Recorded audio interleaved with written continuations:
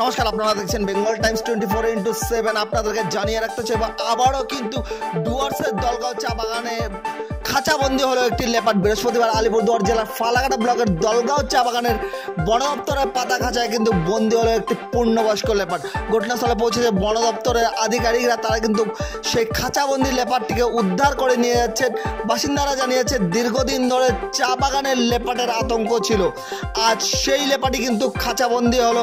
সম্প্রতি চা বাগানে কাজ করার সময় লেপার্ডের আক্রমণে দুজন শ্রমিক মহিলা গুরুতর আহত হন। তারপরেই কিন্তু বসানো হয় একটি খাঁচা। সেই খাঁচায় কিন্তু বন্দি হলো লেপার্ডটি। প্রায় প্রতিনিয়ত চা বাগানের লেপার্ডের আক্রমণের ঘটনা ঘটেই চলেছে ডুয়ার্স জুড়ে। ঘটনার পরে খুব আতঙ্কে রয়েছেন চা শ্রমিকরা। পরবর্তীতে চা বাগানে পাতা হয় খাঁচা। সেই খাঁচায় কিন্তু আজ সাত সকালে খাঁচাবন্দি হন একটি লেপার্ড। এদিন বাগানে খাঁচাবন্দি হয় সেই লেপার্ডটিকে বন দপ্তর এসে উদ্ধার করে নিয়ে যান।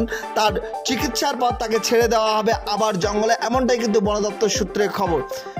আপনারা দেখছেন বেঙ্গল টাইমস 24x7। প্রত্যেক মুহূর্তের আপডেট খবর পেতে অবশ্যই লাইক করুন, শেয়ার করুন, ফলো করুন আমাদের পেজটিকে।